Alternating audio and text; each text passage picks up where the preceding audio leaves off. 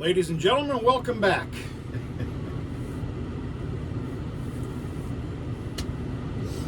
It's Thursday, it's 2 p.m. Happy June 1st. I had to wait till now to make this video because you wouldn't have been able to see anything, and it's hard enough for me to plant and work this field and everything that happened here with me even seeing. First things first, without doing a bunch of crying, I'm just sharing you with what's going on here. It's getting stinking serious here, real serious. No moisture, and we are dry to the bone. Dust cloud, it was awful. It's so stinking dusty out here. The other night I was finishing up disking. I disked this twice. In fact, some areas got four passes. I'll explain that in a minute. We're gonna step out. It was so dusty, I was missing lines. I seen the lines the next day and how pathetic they were, not to mention a couple other spots could have used another pass. I ended up hooking up to the disc again and cleaning it up. It's bad. Our grasslands are starting to suffer right now, and they're going to suffer immensely and quickly starting now. The alfalfa is still fair. It looks pretty fair. That alfalfa is a tough son of a gun. But I'm going to tell you something. It's screaming for a drink. Well, here's the bad news. On this trusty little phone I've got, of course, we all have that 10 or 12 day forecast. Nothing. Not a damn thing. My other go-to is AccuWeather.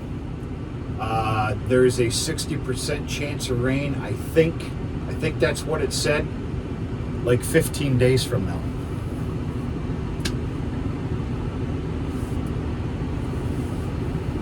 It ain't good. This is not good. I went through a drought last year, suffered from it. All we can do is cross fingers and make a plan B and a plan C. What the hell would plan B and C's be? Shipping cattle. Shipping cattle, cow-calf pairs. I'm not joking around. It's getting that bad. Rumor has it, it's not a rumor.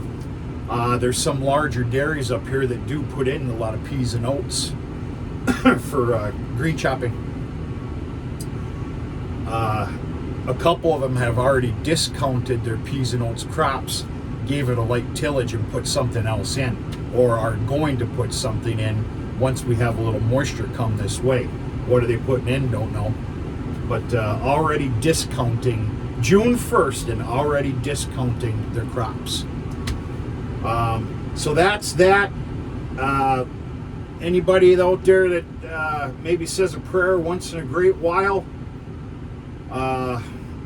for someone you may have not even personally met, I and many people up here and many people around me could use a little one.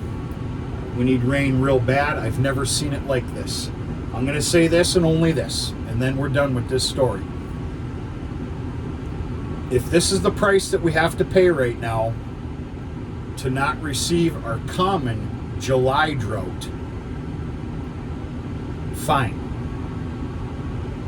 Fine. Can't afford both of them. In fact, I won't even finish that sentence. Okay. So. Oh, son of a gun. Oh.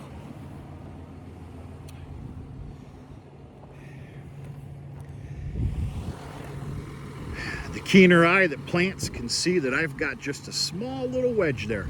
A half a pass, and I'm done. Sorry, folks. It's the way it is. Ladies and gentlemen, for many, many years, some of you that have been following the channel for many years, you're staring at what we've been calling the last few the grassy alfalfa field. This son of a gun was a bear, and I know there's many as on a recent video I posted. You probably knew that I was up for trouble. I knew it too. Let me tell you, it was a monster. It was a bear. This has been an absolute bastard, but doesn't matter. Look where we are now. Plowing this field was an absolute, it was awful, we'll put it that way. And naturally so. Number one, this has been, I'm gonna call this has been sod 10 years. It's been alfalfa. Alfalfa's got a pretty thick, nasty, deeper in nature root system. Plowing older alfalfa is, and of course we're talking moldboard plowing, is no joke. So what I ended up having to do out here, and yeah, I know you guys can see some sod here. This is the best that I can do.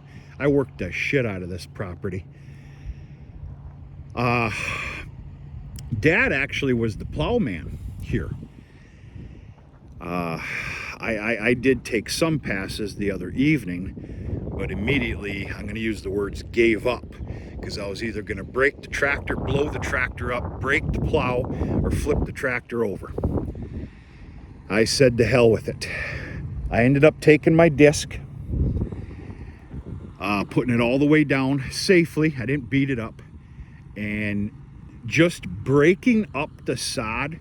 You know, the disc went in about maybe 2.5 inches, we'll say. Understand the ground's pretty hard here, folks. We're that dry. That helped immensely with breaking that sod so that the plow could do its job. And it did. I ended up disking it. The entire field got disked twice. Many runways, many areas got disked 4 times, if even better. The absolute mystery that Dad and I cannot figure out is there was hardly any rocks. And yes, this was moldboard plowed, and this is by history an awful rocky field. We can't figure it out. It's almost freaky. I think I picked out about maybe 40, yes, 40 rocks. And I know Dad came here the other day with the open cap bucket tractor, and he spent like 30 minutes or better out here. So yeah, then of course it got a full-on culti mulching, and that took place. I'm losing my mind here. That took place yesterday, and I had to finish up last night. And here we are with the planter. Sorghum. Let's play a game. Alright, real quick here. Because of the air conditioner, the sound cab, and everything else from dust, I do have the 6150M hooked up to the planter. We've got the 8250 John Deere. This is a 12-foot planter, and a borrowed cultipacker. I think I said the same thing last year. I looked high and low for a cultipacker, a 12-footer. It didn't have a whorehouse price on it, excuse my language. Couldn't find one. I wasn't paying some of those prices they were wanting. This belongs to a local dairyman who I've tried to buy this 2-3 times, and he won't sell it. He doesn't use it. I think he likes to keep it because he's that good of a man. He likes to borrow it out to those in need. I think that's pretty stinking honorable. I'm going to remain very happy. Yeah, we got a nice, I'm going to call it a clean field. There are some rough spots in here. That's going to be pretty natural if you ask me, with what this field has been. And it's all right. This is going to be a workable piece of property for at least 3-4 years to come. And of course, it's going to get better and better every year. Ultimately, when I'm done working it up at some point in time, especially concerning possibly acquiring some other property, this will become a pure seeded alfalfa field once again. So, should we play a childish little game? Okay. Oh, it feels good to step out of that tractor. It's 90 degrees. It's June 1st. I'm in the Upper Peninsula of Michigan. World's coming to an end.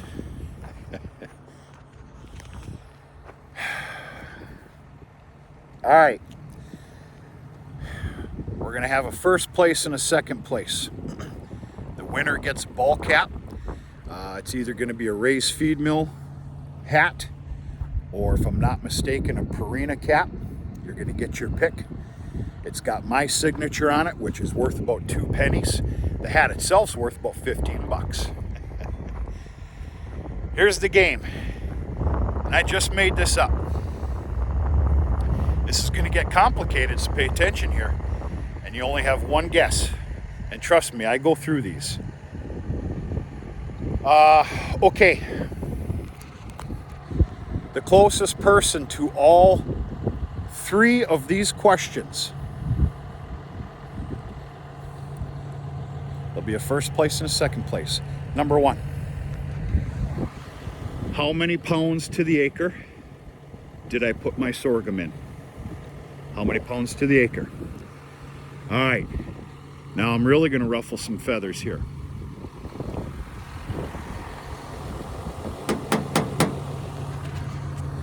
I don't want to get too close.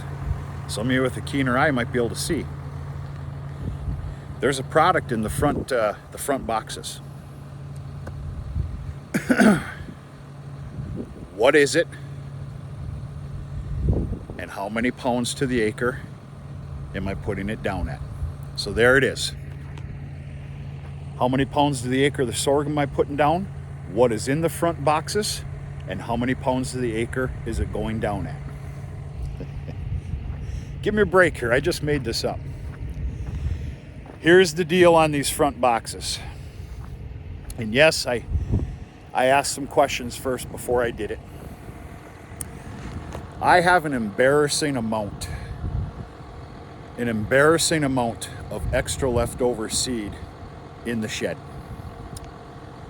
Stuff that you can't take back to the mill or the store. It's already been opened, it's from cleaning up the grain bin, grain drill, excuse me. And it kind of dawned on me last night how pathetic my collection has gotten. And a lot of it, most of it needs to just be discarded and thrown away. What's in the front boxes doesn't. That's it, folks. I'm going to stop there. How many pounds to the acre of sorghum did I put down? What is in the front boxes, and how many pounds to the acre is it coming out at? There. There'll be a first place and a second place winner. I'll study the answers. I'll get a hold of you. No, I'll make a special video. I'll make a special video with the winners. When you see that video, you're going to comment. I'll give you my email address, and you can send me your address. And I'll ship you off the caps. We got to make this world a little fun somehow or another, because it's been a monster here lately. Truth of the matter is, a lot of people could cut this alfalfa right now. We'll do a crop check in time to come. It's beautiful, beautiful. You couldn't pay me to cut it right now. We need to get closer to rain, or I've already received a rain. That includes my grassland. Right now, I could make all the hay that I want. Hell, I could probably make 48-hour hay. You couldn't pay me to do it. Because, of course, what happens after you cut it? And, playing Mr. Obvious here. So that's it, folks.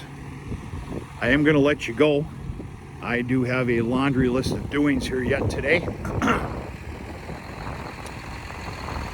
Not to mention, after this is done, this next 30 seconds, all tillage equipment, planting equipment can be put away, except for the corn planter, of course, for sweet corn. Tillage and planting will be no more for this year, to include even some fall stuff. So that's it. I know you've seen a lot prettier fields in your day. This is the best that I could do. I'm pretty happy with how it turned out compared to what could have been.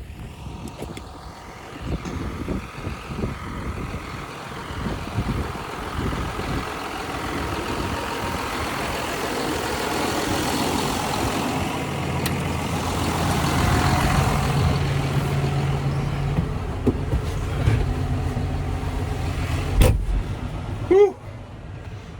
Ooh, that feels good. So that's it, folks. Other than that, I've got my last bull test tomorrow, which is 3 more at my place. I got to tell you, I'll do a recap on all bull testings. Of course, I tested 11 bulls this year. I'll do a recap of all the testing. I'll just tell you right now, there's a lot to be happy about, a lot to be proud about. I've already sold multiple bulls. There's 2 or 3 bulls waiting to be picked up. A couple of them have to wait till their test tomorrow. You know, it has to be a certain passing fertility test. Number 1, for people to buy them. Number 2, for me to even let them go from the farm. Period. I got my name behind those. That still means a little something to me. That's about all I have.